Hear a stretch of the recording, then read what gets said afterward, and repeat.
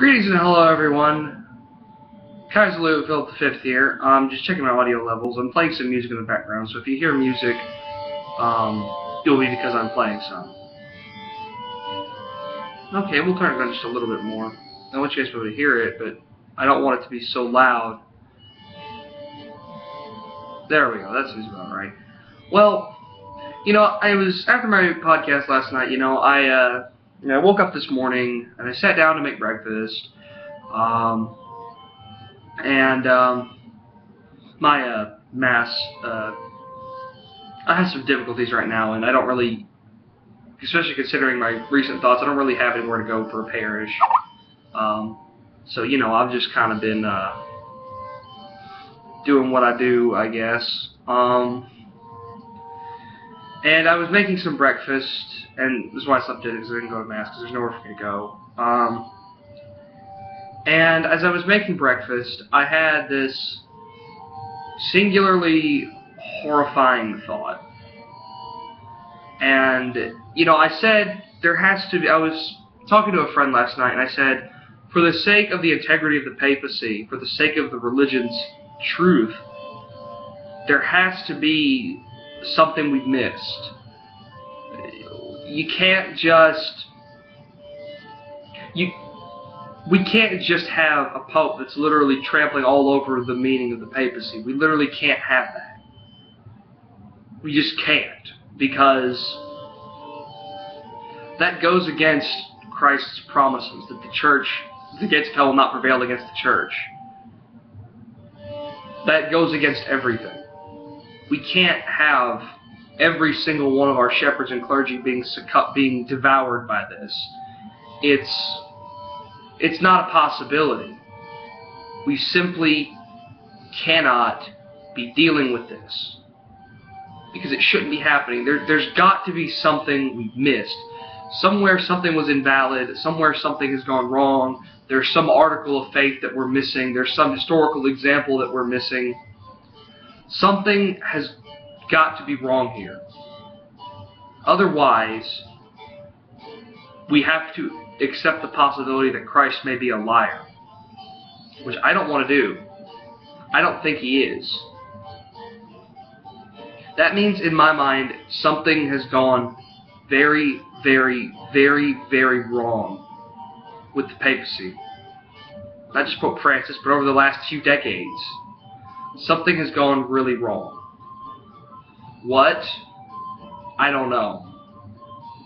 I brainstormed with some friends, maybe the election was rigged, maybe it was invalid, maybe, something's going on that we just don't know about. But then I stopped and I thought, what if there wasn't? What if these elections were 100% valid? What if the clergy willingly and with full consent, without any prior planning, willfully elected these men to the pontificate? There was no political machine. There was no grand conspiracy of Freemasons or whatever, conspiracy theory you want to throw out there to justify this. What if the church just willingly put us in this position? It's a thought, isn't it?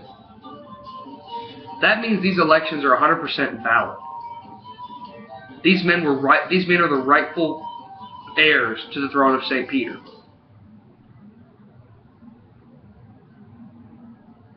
What on earth does that mean for Catholicism? Well, it means a lot of things. The option I won't accept, which is that the Catholic Church is null and void, that the Catholic religion is null and void. There's also the option that perhaps there is something that we've missed somewhere along the line, somewhere in the faith, some article that we have missed, some procedure, some thing that's been buried by modern theology and revisionist history, something that was buried. But what was it? That's what I'm trying to figure out now. What could that have been? And I was going around just going to some Sedevacantist websites to see what they thought as society asked people to see what they thought of all this. And Brother Peter Diamond, Most Holy Family Monastery, who I butted heads with a while back, actually said, you know, talking about the recent controversy with Pope Francis, you know, decrying apologetics. What if, you know, he said basically, when are defenders of the papacy going to realize that when you defend these men, you attack the papacy and you shame it and you dishonor it, just like they are, you know?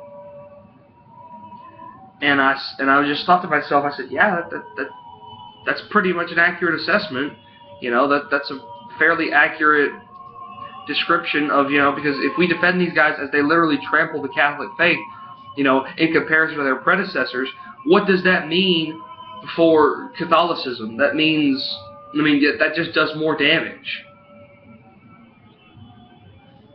Simply put, I don't see a bright future for Catholicism at this point. I don't see this looking good on us in the long term. I don't have the answers,